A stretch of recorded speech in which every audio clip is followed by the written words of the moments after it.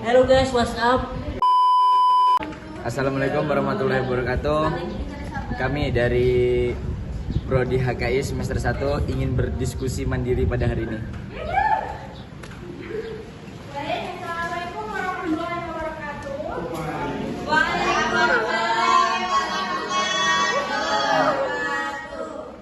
Yang saya hormati kepada dosen pembimbing pada hari ini yang berhalangan. Yang saya banggakan kepada teman-teman sekalian, perkenalkan saya Siti Rahimah, perwakilan dari kelompok 9 akan memimpin acara diskusi kita pada siang hari ini. Alhamdulillah kita dapat berhadir melanjutkan pilihan kita, yaitu menyampaikan makalah dari kelompok 8. Baik teman-teman, langsung saja kita mulai ke sesi yang pertama adalah kita buka Nanti gantian dengan megang. mengucapkan kesalat. Bismillahirrahmanirrahim. Selanjutnya adalah penyampaian dan penyajian materi. Saya persilakan untuk membaca materi kepada yang hadir. Assalamualaikum Warahmatullahi wabarakatuh. Mohon maaf, pemaparan hari ini kami terlambat karena ada sedikit gangguan. Ya, langsung saja, singkat saja. Makalah hari ini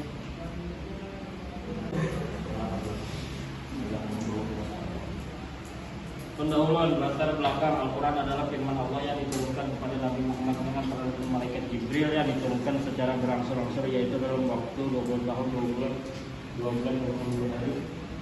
Secara diturunkan berbagai pedoman hidup umat manusia, maka dari itu Al-Quran sangat terjaga keasliannya dari dahulu hingga sekarang. Al-Quran mempunyai metode khusus yang penulisannya dan masing-masing mempunyai perbedaan dan yang bermacam-macam.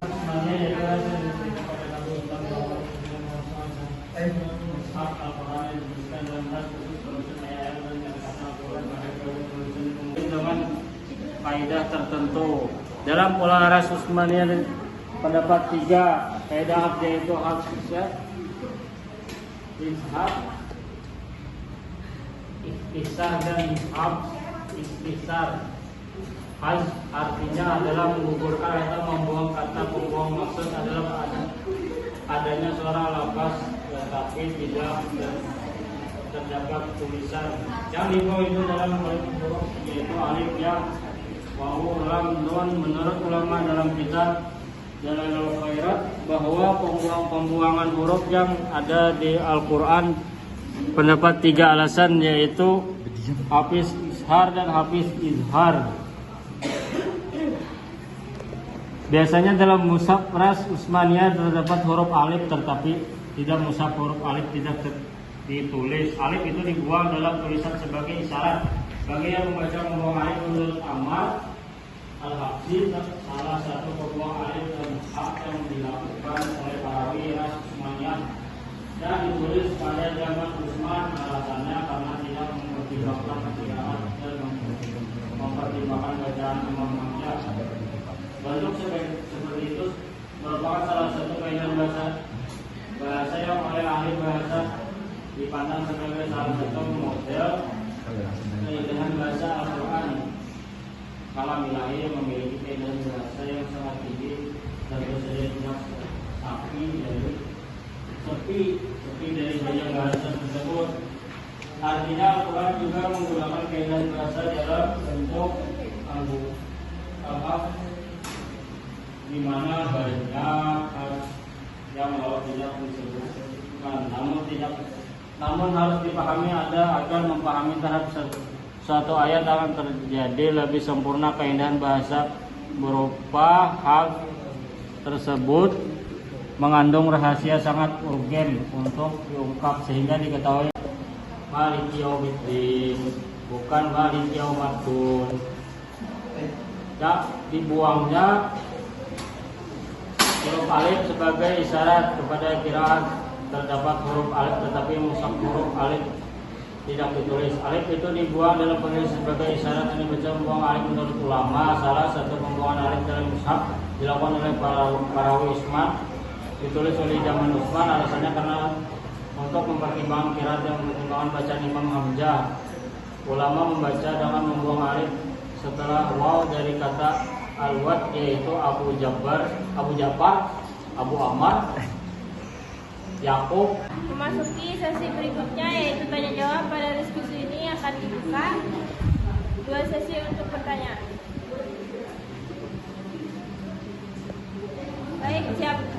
Bagi teman-teman yang ingin bertanya, silahkan ajukan. Moderator izin bertanya. Baik, silakan. Perkenalkan, nama saya Herdiman dari semester 1 HKI. Huruf apa saja yang dibuang dalam kaidah hasfu? Sekian, terima kasih. Baik, kepada peserta tadi, apakah ini dijawab langsung? Tampung. Baik,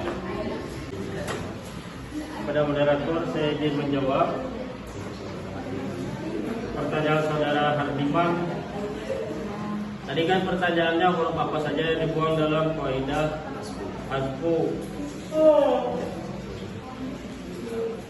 Huruf yang dibuang dalam kaidah hasfu itu ada alif dapat dibuang jika berada di awal kata dan diikuti oleh huruf hamzah atau huruf alif lainnya. Contohnya anta. Anta dapat dihapuskan menjadi nata.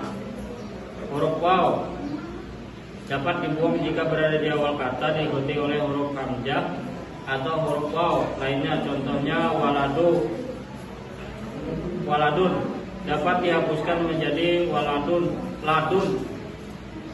Huruf ya dapat dibuang jika berada di awal kata dan diikuti oleh huruf hamzah atau huruf ya lainnya. Contohnya yadun dapat dihapuskan menjadi dun. Cukup sekian. Apakah jelas? Saudara Hardiman. Terima kasih atas jawaban yang Anda jawab. Kurang lebihnya saya bisa memahami. Terima kasih kepada saudara pemateri. Saya izin bertanya. Perkenalkan, nama saya Hadijah. Izin bertanya bentuk-bentuk hazaf yang kita temui di Al-Quran. Cukup. Terima kasih. Assalamualaikum warahmatullahi wabarakatuh. Izin menjawab dari saudari Siti Fatimah. Apa nih? Nama kita Ketiga, bentuk-bentuk hasbu yang kita pelajari itu ada 3. Yang pertama hasbu isyarah, yaitu pembuangan yang digunakan untuk mengisyaratkan karena untuk mempertimbangkan kesesuaian sebagai qiraat. Hasbu ini juga hasbu yang sesuai dengan sebagai qiraat mutawatir dan menunjukkan adanya bacaan lain sebagainya dalam contoh penulisan yang ditulis tanpa alif, yaitu Maliki Yaumiddin, bukan Maliki Yaumiddin. Dibuangnya huruf alif sebagai isyarat kepada qiraat hasbu. Terdapat huruf alif tetapi di mushaf huruf alif tidak ditulis. Alif itu dibuang dalam tulisan sebagai isyarat bagi yang membaca membuang alif menurut ulama.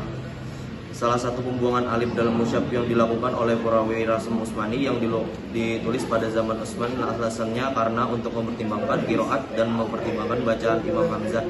Ulama yang membaca dengan membuang alif setelah waw dari kata al-wad yaitu Abu Ja'far, Abu Ammar, Yakub al-Yazidi dan Ibnu Muhaisin. Sedangkan ulama lainnya membaca dengan menyebutkan alif dari kata al-muhaddah. Yang kedua adalah hasbu ihtisar, yaitu membuang huruf untuk meringkas atau mempersingkat tulisan terjadi pada kalimat-kalimat yang dihususkan, seperti membuang alif dari setiap kata yang berbentuk jamak muzakkar salim atau yang semisalnya jika setelah alif tidak serupa hamzah atau tasydid, sepertinya kata alami yang ditulis dengan membuang alif. Yang 3, hasbu ihtisar, yaitu mempertimbangkan kalimat-kalimat yang tidak bisa dibuat kaidah seperti membuang alif pada kata tertentu. Hasbu yang terbatas pada sebuah kata atau beberapa kata tertentu tanpa melibatkan kata lainnya. Hasbu ini khusus pada alif sesudah ain yang hanya ada di surat Al-Anfal ayat 42, sedangkan di tempat lainnya ditetapkan alif. Ya, sekian dari saya. baik, demikian dari diskusi kelompok hari ini. Mari kita mengucapkan alhamdulillah.